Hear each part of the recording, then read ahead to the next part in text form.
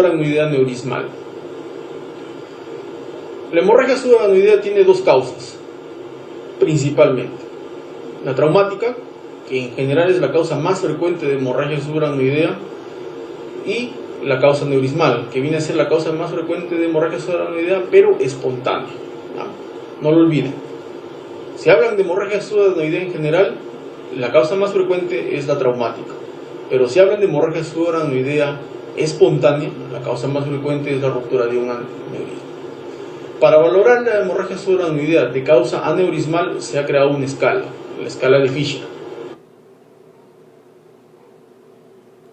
La escala de Fisher clasifica la hemorragia subaracnoidea en 4 grados. El grado 1, donde no se evidencia sangre cisternal. El grado 2, donde hay un pequeño coágulo, hay sangre, hay hemorragia subaracnoidea difusa, pero es fina, los coágulos son finos en las cisternas verticales, menor de 1 milímetro. El grado 3, que es un coágulo grueso cisternal, mayor de 1 milímetro en cisternas verticales. Y el grado 4, que básicamente tiene un hematoma intraparenquimal o una hemorragia intraventricular, más sangrado, más hemorragia subaracnoidea difusa.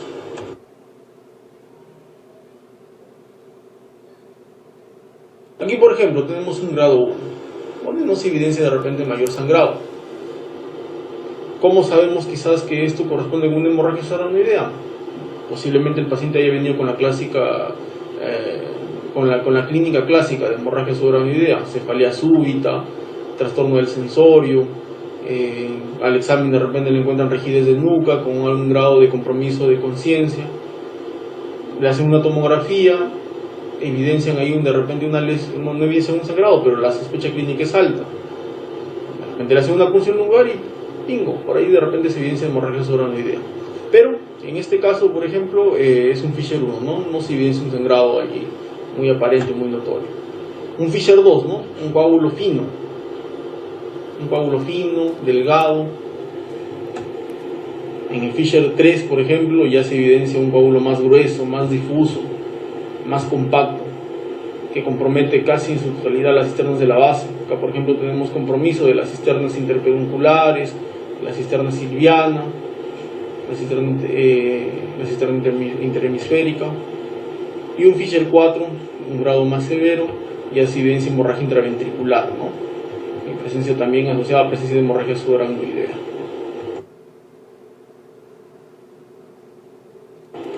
Aquí, por ejemplo, en este caso, tenemos presencia de hemorragia subaracnoidea en la zona interhemisférica anterior.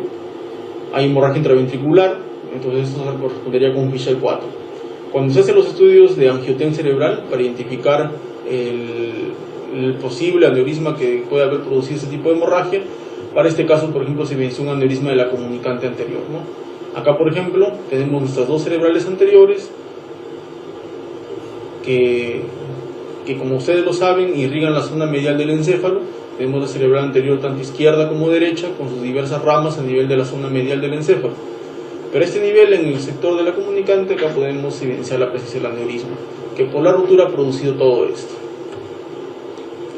Aquí, por ejemplo, tenemos un aneurisma gigante de la arteria carótida interna, del lado izquierdo, que se ha roto y acá ha producido una gran hemorragia subaracnoidea. Esto correspondería con un Fisher 3, por ejemplo, Cuando se hace el estudio de una panarteriografía cerebral con sustracción digital, se evidencia este gran aneurisma dependiente de la arteria carótida interna. Acá, por ejemplo, iniciamos, esta es la arteria carótida interna, Acá la arteria carótida interna se bifurca, una arteria cerebral anterior y una arteria cerebral media, con sus diversas ramas. En una reconstrucción 3D de esta panarteriografía cerebral, se dice la presencia de un gran aneurisma saccular dependiente de esta arteria, la carótida interna. Hematomas intracerebrales. Acá, por ejemplo, podemos evidenciar en estos diversos ejemplos la presencia de zonas hiperdensas a nivel de la zona frontoparietal, frontotemporoparietal, con compromiso de estructuras de ganglios de la base. Aquí, por ejemplo, tenemos un hematoma lobar y acá una hemorragia más que todo localizada a nivel de los ganglios de la base, en la zona del putamen, del núcleo del globo pálido, Aquí, por ejemplo, un gran hematoma intracerebral, Nunca se olviden que la sangre en la tomografía se ve hiperdenso, Siempre recuerdan. un hematoma lobar, gigante, extenso, que tiene también compromiso de estructuras profundas, ¿no? Hace un gran efecto de masa. Aquí, por ejemplo, la hemorragia hipertensiva. Como ustedes lo saben, la hemorragia hipertensiva se localiza básicamente a nivel de ganglios de la base, putamen, globo pálido, como lo hemos venido repitiendo. Aquí a nivel de lo que viene a ser en el putamen, a nivel putaminal, a nivel del núcleo del globo pálido, podemos evidenciar acá este hemorragia hipertensiva. Aquí, por ejemplo, también tenemos un hematoma lobar. ¿Cuál fue la causa de este hematoma lobar? Para este caso, por ejemplo, cuando se hizo el estudio de Angioten, se evidenció una gran malformación arteriovenosa, ¿no? Frontal. Aquí, por ejemplo, en la reconstrucción 3D, una gran malformación arteriovenosa con ramas aferentes de la arteria cerebral media. Hay, por ejemplo, otro caso de un hematoma intracerebral de localización frontal con invasión ventricular. Como ustedes pueden ver en estos cortes, por ejemplo, hay sangrado a nivel de las cestas occipitales por efecto de gravedad. Aquí hay sangre. Acá, por ejemplo, se puede evidenciar un nivel de sangre. ¿Cuál fue la causa de ese hematoma? Esta otra malformación arteriovenosa, ¿no? Con ramas aferentes de la arteria cerebral media. Aquí, por ejemplo, ¿qué podemos evidenciar? ¿Cómo podríamos describir esta placa? En esta imagen, por ejemplo, tenemos una hemorragia, un ACV hemorrágico, pero vamos a identificar diversas lesiones. Hay un hematoma subdural agudo, como se puede evidenciar acá. Hay un hematoma intracerebral temporal, hay una hemorragia tentorial. Y si ustedes ven acá, también acá hay un defecto óseo, ¿no? Aquí, por ejemplo, otro hematoma lobar de localización parieto-occipital en la zona posterior del encéfalo. Este es en un estudio postoperatorio, ya el hematoma evacuado, ¿no?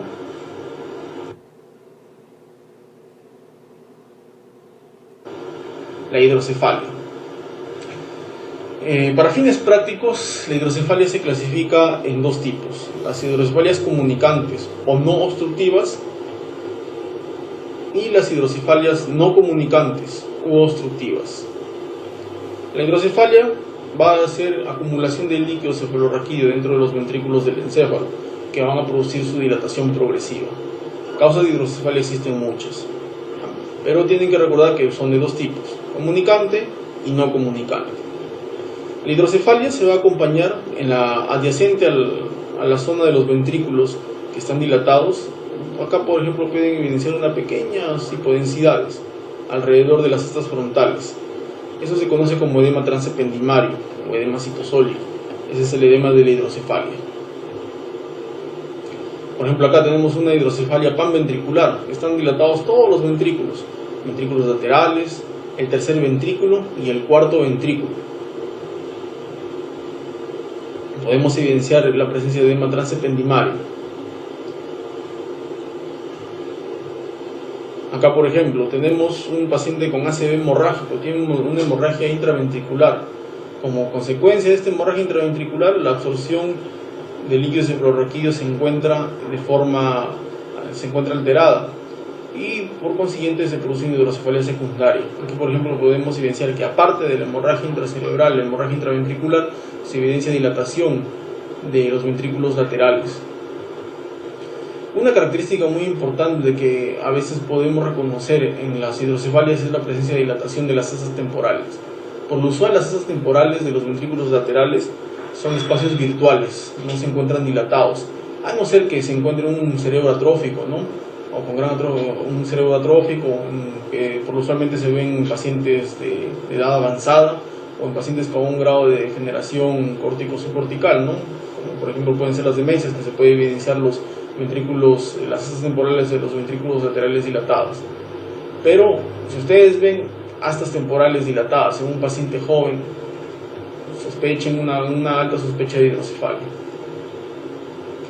Aquí, por ejemplo, tenemos un paciente con un hematoma intracerebral de ganglios basales que ha hecho invasión intraventricular y secundariamente se ha complicado con hidrocefalia.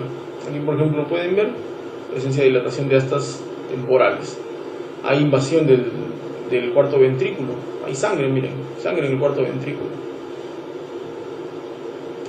hay, por ejemplo, una gran hemorragia intraventricular y que secundariamente se ha complicado con una hidrocefalia, ¿no? Y podemos evidenciar sangrado en los 4 ventrículos, cuarto ventrículo, podemos evidenciar sangre en el tercer ventrículo y también sangre en los ventrículos laterales, ¿no? Muy bien, hablemos ahora de infartos cerebrales. El ACV hemorrágico, los sangrados, se manifiestan como lesiones hiperdensas. Los infartos cerebrales son lo contrario, se manifiestan como lesiones hipodensas. Los infartos cerebrales van a seguir la distribución de un territorio vascular. De allí que cuando uno describe un infarto cerebral, lo va a describir según el territorio de la arteria cerebral comprometida. Si es el territorio de la arteria cerebral media, se denominará infarto cerebral, territorio de la arteria cerebral media. Si es territorio del cerebral anterior, infarto cerebral, territorio de la arteria cerebral anterior. Y así, según la arteria en la cual esté comprometida. Aquí, por ejemplo, tenemos un infarto cerebral, una lesión hipodensa, que sigue el patrón de distribución vascular. Aquí, por ejemplo, tenemos un infarto cerebral más marcado, compromete casi en su totalidad la cara lateral del hemisferio cerebral, con extensión a ángulos de la base. Este viene a ser un infarto del territorio de la arteria cerebral media izquierda.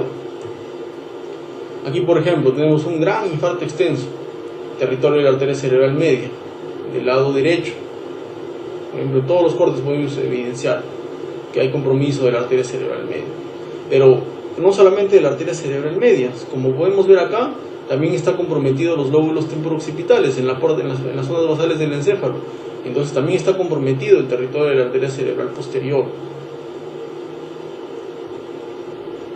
Aquí, por ejemplo, tenemos un infarto cerebeloso, compromiso del territorio vértebro-basilar del lado izquierdo.